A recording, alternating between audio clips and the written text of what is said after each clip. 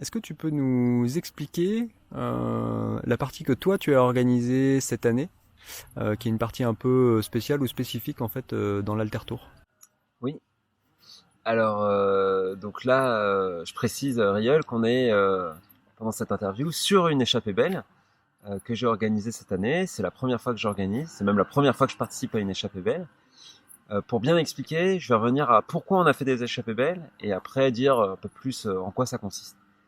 Alors, en fait, ça a commencé en 2016 en Bretagne.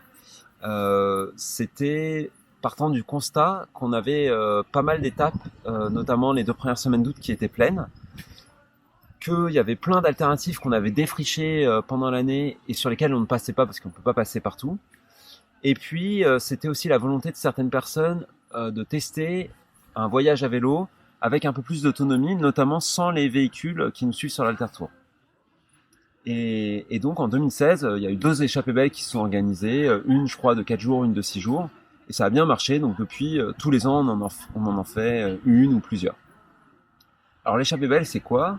C'est un tour à vélo en parallèle de l'Alter Tour, donc sur les mêmes périodes, grosso modo entre début juillet et fin août, qui va passer par d'autres alternatives que celles rencontrées par l'Alter Tour, avec quelques particularités. Un groupe plus petit. Donc sur l'Alter Tour, on limite les inscriptions à 60 personnes, sachant qu'en réalité, des fois, on peut monter jusqu'à 70. L'échappée belle, on limite plutôt à 25 personnes. Donc là, par exemple, sur l'échappée belle sur laquelle on est effectivement à 25 personnes. Il y a eu des échappées belles qui sont faites à 5, 10 ou 15 personnes. Donc voilà, un groupe plus petit. Il n'y a pas de véhicules qui nous suivent. Donc ça veut dire que les participants portent nécessairement leur bagage sur le dos. Enfin pas sur le dos justement, plutôt sur des sacoches accrochées au porte-bagages.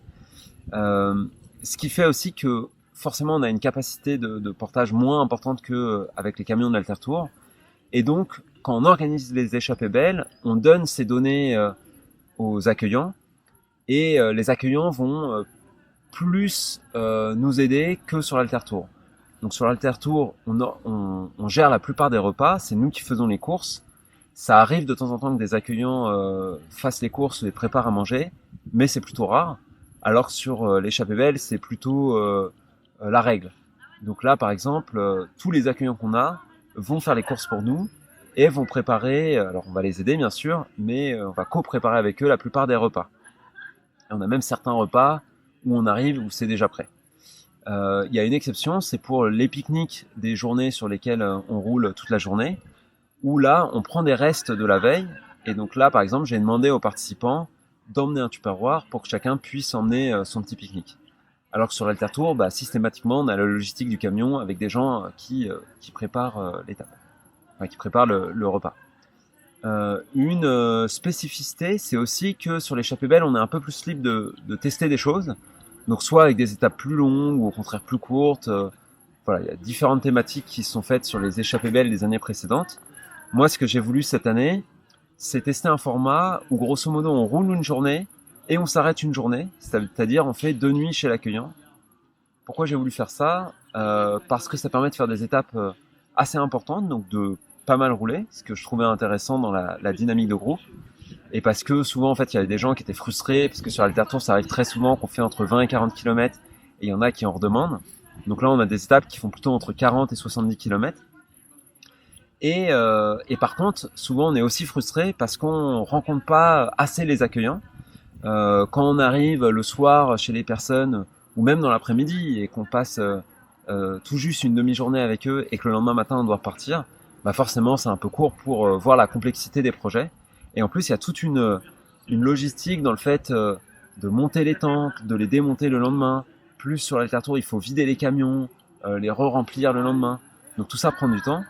Et donc là, c'était l'idée d'avoir un peu plus de temps. On laisse les tentes 2 jours sur place. Donc forcément, ça laisse un peu plus de temps la journée où on est sur l'alternative et donc plus de temps pour la rencontre, ce qui est quand même le but premier de l'Alter Tour.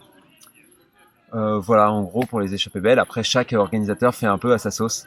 Donc, on ne sait pas ce que vont être les échappées belles l'année prochaine. Et donc, j'invite chaque personne qui a des envies particulières à organiser une échappée belle pour ce faire.